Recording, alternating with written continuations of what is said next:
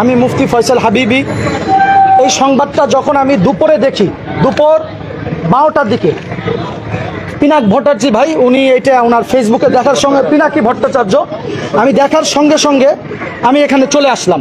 এসে আলহামদুলিল্লাহ আমার সাথী ভাইরা ছিল, এই ভাই ছিল, আলহামদুলিল্লাহ আমরা তন্ন তন্ন করে প্রত্যেকটা কাউন্টার টেরোরিজমের প্রত্যেকটা সেল এবং 7 পর্যন্ত প্রত্যেকটা জায়গা আমরা দেখেছি। আলহামদুলিল্লাহ কোনো ভাইকে আমরা দেখি নাই, আলহামদুলিল্লাহ, আল্লাহ শুকরিয়া।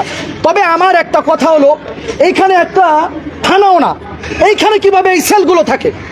আমার নিরীহ কওমি মাদ্রাসার ভাইদেরকে যারা কুরআনুল মাজিদ তেলাওয়াত করে, বুখারীর দর্স দেয়, সহিহ বুখারীর দর্স দেয়, এদেরকে জঙ্গি সাজিয়ে সাজিয়ে পা উপর দিকে দিয়ে নিচ দিকে মাথা দিয়ে পিটায়।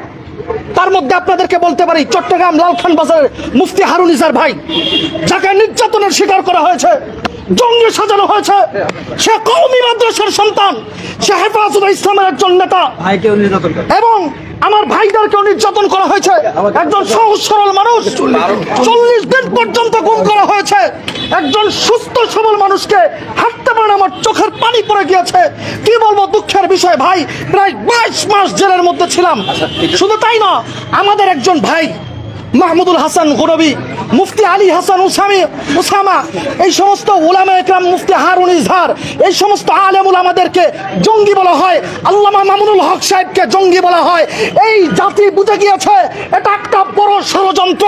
এই সমস্ত কুলাঙ্গারদেরকে বাংলার জমিনে বিচার করাই হবে ইনশাআল্লাহ। আজকের বিষয় হচ্ছে, আমি বলি আজকের বিষয়, এবং শুধু আপনাকে বলতে চাই, আমাদের আরেক ভাই, আমাদের আরো ভাইরা আছেন নিরপরাধ, কাশিমপুর হাই সিকিউরিটি কেরানীগঞ্জ, মুফতি জসিমউদ্দিন রহমানী সাহেব, আজকে দীর্ঘ প্রায় 12 বছর যাবৎ জেলের মধ্যে আছেন। যার কোনো সন্তান নাই, যার কোনো স্ত্রী নাই, যার কোনো ছেলে মেয়ে নাই, যার কোনো ভাই বোন নাই, যার কোনো মামলা নাই, এই লোকটা নিরাপদ লোককে আজকে প্রায় 11 বছর রাখা হয়েছে। সুতরাং আপনাদের মাধ্যমে জানাতে চাই, এদেশের আমার ভাইকে আমরা মুক্তি চাই। এবং আপনারা শুনে নেন, দেখেন ভেতরে অফিস রুম আছে। হ্যাঁ, অফিস রুমগুলোতে তো আসলে কাগজপত্র থাকে, নথিপত্র থাকে, এগুলোতে আসলে কোনো বন্দি থাকে না। আসলে অফিস রুমগুলো স্বাভাবিক বন্ধ আছে। আমরা দেখেছি ভেতরের সেলগুলো, গুমের সেলগুলোতে এখন কেউ নাই। হ্যাঁ, এগুলো একটা সময় ব্যবহৃত হতো, এবং বিশেষ করে সবচেয়ে স্পর্শকাতর সেল যেটা 7 তলার সেলগুলো, 7 তলার সেলগুলোতে খুব অল্প সময় আগেও মানুষ ছিল, এটা আমরা বুঝছি। কারণ সেখানে তাজা খাবার দাবার আমরা দেখেছি, এবং সেখানে আমরা কোরআন দেখেছি, আমরা হাদিসের কিতাব দেখেছি। এখানে খুব অল্প সময় আগেও মানুষ ছিল, কিন্তু এখন এখানে কেউ নাই। এবং সর্বতভাবে একটা বিষয় আমি বলতে যাচ্ছি যে সেনাবাহিনীর সদস্যরা অত্যন্ত আন্তরিক, তারা আমাদেরকে সব দিক থেকে সহযোগিতা করছেন, আলহামদুলিল্লাহ। তো আমরা এটার প্রতি, তাদের প্রতি আমরা এখনো পর্যন্ত আস্থা রাখতেছি। মিডিয়া ছিল, আপনারা সবকিছুই দেখছেন। এখানে আসলে নির্যাতনের বিষয়টা আমাকে একটু বলেন তো, আসলে কি হয়েছিল বা কি ঘটনা?